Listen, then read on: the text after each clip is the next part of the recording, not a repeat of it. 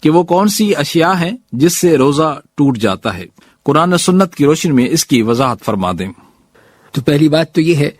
کہ جو بھی اس معاملے میں ہو، ایسا کوئی اس سے عذر ہو جائے تو اس کے لیے 3 شرطیں پائی جانی ضروری ہیں۔ پہلے تو یہ کہ وہ علم رکھتا ہو، جاہل نہ ہو، اس کو پتا ہو اور اسے یاد ہو، بھول کر نہ کرے، اور تیسری چیز یہ ہے کہ وہ خود میں خود مختار ہو، کوئی مجبور نہ کرے اس کو، کوئی وہ زبردستی نہ کرے اس کے ساتھ۔ تو اس میں کچھ چیزیں تو ایسی ہیں جو کہ یعنی جسم سے نکلنے کا تعلق رکھتی ہیں، اور اس میں جیسے کہ الٹی آ جانا، قے آ جانا، یا خواتین کے جو مسائل ہیں وہ ہیں، اور اسی طرح جو کچھ سینگی اور پچھنے لگواتے ہیں، اس قسم کی چیزیں ہیں تو وہ ہیں۔ تو یہ وہ معاملات ہیں۔ دوسری وہ ہیں کہ جن کا تعلق کھانے پینے سے ہے، جس میں سے کھانا ہے، پینا ہے، کوئی چیز، تو وہ چیزیں ہیں۔ تو مثلا اب چیزیں جو جس سے روزے ٹوٹ جاتے ہیں، جو کھانے پینے کے معنی میں آتی ہیں، مثال کے طور پر ادویات ہیں اور کھائی جانے والی گولیاں ہیں، غذائی ٹیکے ہیں، خاص طور پہ جن سے انسان کو طاقت حاصل ہوتی ہے۔ اسی طرح خون لگوانا ہے، خون دینا ہے، یہ ہے۔ لیکن وہ انجیکشن جو کھانے پینے کے سلسلے میں نہیں ہوتے، یعنی اس سے کوئی طاقت حاصل نہیں ہوتی، بلکہ کسی علاج کے لیے ہوتے ہیں، کسی مرض کے لیے ہوتے ہیں، جیسے کہ پینسلین ہے، انسولین ہے،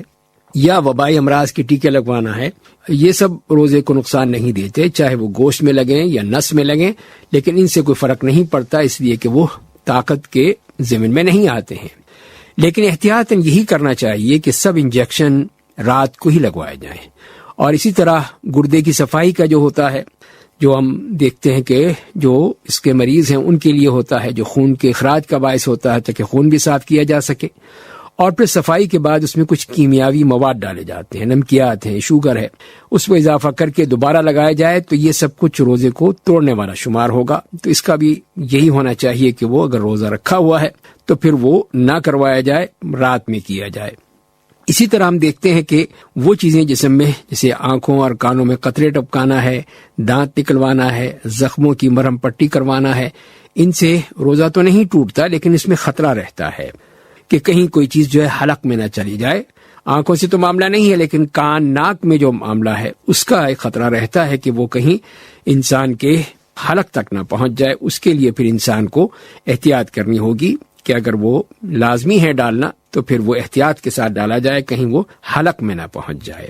اسی طرح دمے کے لیے اسپرے کا استعمال ہے، اس کو نقصان نہیں ہوتا کیونکہ یہ گیس ہوتی ہے، یہ صرف پھیپڑوں میں جاتی ہے اور کھانا نہیں ہے، اور پھر مریض کا رمضان اور غیر رمضان میں ہر وقت محتاج ہوتا ہے۔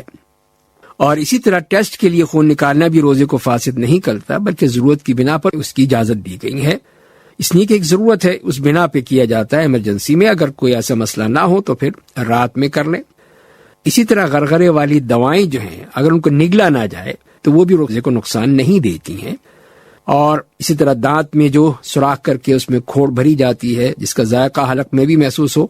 تو بھی یہ اس کے روزے کو نقصان نہیں دیتا۔ اگر حلق تک پہنچتی ہے تو پھر اس کو وہ تھوک دے۔ اور اسی طرح ہم دیکھیں کہ وہ امور جو روزے کو نقصان نہیں دیتے ہیں، جس میں کان کی صفائی ہے، ناک میں قطرے ٹپکانا ہے، یا ناک کے لیے اسپرے ہے، ان میں سے اگر کوئی چیز حلق میں پہنچے تو اسے نگلا نہیں جائے گا، بلکہ اس کو فوراً تھوک دیا جائے گا۔ بہتر ہے کہ احتیاط کے ساتھ اس کو استعمال کیا جائے۔ اور سینے کے امراض کے لیے، دل کے امراض کے لیے زبان کے نیچے رکھی جانے والی گولیوں کا استعمال ہو، اس کو نگلا نہ جائے، صرف اس کو رکھا جائے تاکہ وہ اس کے اثرات پہنچے اور دل کی جو تکلیف ہے اس کو افاقہ ہو جائے، تو اس میں بھی کوئی حرج نہیں ہے۔ اسی طرح خواتین کے مسائل میں چیک اپ کرنے کے لیے کوئی چیز جسم میں داخل کی جاتی ہے تو ان سے بھی کوئی فرق نہیں ہوتا ہے۔ اسی طرح جو ڈائلیسس وغیرہ کے معاملے ہیں ان کے بارے میں بھی بات ہوئی، تو وہ چیزیں بھی احتیاط سے ان کو کرے۔ دانت میں جیسے کھوڑ ہے، داڑھ نکالنا ہے، دانتوں کی صفائی ہے، مسواک ہے، ٹوتھ برش کا استعمال ہے، لیکن حلق میں جانے والی چیز کو نگلنا نہیں چاہیے، بلکہ فوراً تھوک دینا چاہیے، نکال دینا چاہیے اگر کوئی چیز آئی بھی ہے۔ اسی طرح ہم دیکھتے ہیں کہ کلی اور غرارے کرنا، اسپرے کا استعمال، ان میں بھی حلق میں جانے والی چیز کو نگلا نہیں جائے گا، کوشش کی جائے گی اس کو تھوک دیا جائے۔ جلدی امراض کے جو انجیکشن ہیں، عضلاتی ہیں یا ورید میں ہیں، لیکن اس میں بھی غذائی انجیکشن جیسے کہ پہلے بھی بات ہوئی اور ڈرپ والا وہ شامل نہیں ہے، اس لیے کہ اس سے روزہ ٹوٹ جاتا ہے۔ آکسیجن گیس کا استعمال ہے، کسی قسم کی گیس جو ہوتی ہے اس میں بھی کوئی حرج نہیں ہے۔ سن کرنے والی گیس جب تک کہ مریض کو غذائی محلول نہ دیے جائیں اس وقت تک وہ ٹھیک ہے، جائز ہے۔ جلد میں جذب ہو کر داخل ہونے والی اشیاء ہیں، مثل کہ تیل ہے، مرہم ہے، کریم ہے، لوشن ہے، تو یہ چیزیں جو ہیں یہ جلدی استعمال کے لیے ہوتی ہیں اور اس سے بھی کوئی اثر نہیں ہوتا، یعنی روزہ خراب نہیں ہوتا۔ علاج یا تصویر کے لیے یا ایکس رے کرانے کے لیے کہ دل اور دوسرے اعضاء کی شریانوں میں باریک نالی داخل کی جاتی ہے اور اس کے ذریعے سے پھر وہ اس کے لیے ایکس رے کیا جاتا ہے، تو وہ بھی کوئی فرق نہیں پڑتا ہے۔ پیٹ کی جلد کے ذریعے سے آنتوں کی چیک اپ کا کوئی آلہ داخل کرنا، کوئی جراحی عمل کروانا، یہ بھی کوئی حرج نہیں ہے۔ جگر اور دوسرے اعضاء کے ٹیسٹ کے نمونہ لینا جب اس میں کوئی محلول نہ دیا جائے، ویسے ہی لیا جائے تو اس میں کوئی حرج نہیں ہے۔ اسی طرح معدے میں کوئی آلہ داخل کیا جائے جبکہ اس میں کوئی محلول نہ دیا جائے، کوئی چیز اس میں ڈالی نہ جائے۔ دماغ میں بھی کوئی آلہ یا پھر علاج کے لیے مواد داخل کرنا، تو جس نے بھی رمضان کی حالت میں بغیر کسی عذر کے جان بوجھ کر کھا پی لیا تو وہ غلط ہے، کبیرہ گناہ کا مرتکب ہوگا، اس پر توبہ کرنی چاہیے اور پھر اس کی قضا کرنی چاہیے۔ اور اگر اس نے اپنے روزہ کسی حرام چیز سے توڑا ہے، نشہ آور چیز سے، تو اس میں کبیرہ گناہ میں اور اضافہ ہو جائے گا، اور گناہ میں اضافہ ہو جائے گا، اور خطرناک ہو جائے گا۔ بہرحال اس سے توبہ کرنی چاہیے اور کثرت سے نوافل اور استغفار کرے، نفلی روزے بھی رکھے تاکہ فرضی روزوں کے نقصان کو پورا کر سکتے۔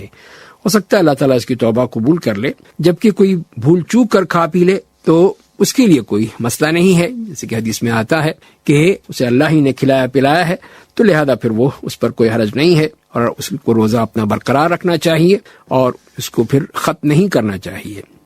تو اس کے ساتھ ساتھ پھر یہ بھی خیال رکھنا چاہیے کہ جب کوئی کسی کو روزے کی حالت میں بھول کر کھاتا پیتا دیکھے تو اسے اللہ تعالیٰ کے فرمان کے عموم پر عمل کرتے ہوئے یاد دہانی کرا دینی چاہیے کہ تم نیکی اور بھلائی اور تقوی میں ایک دوسرے سے تعاون کیا کرو، اور نبی کے قسم کا فرمان بھی ہے جب میں بھول جایا کروں تو مجھے یاد دلا دیا کرو۔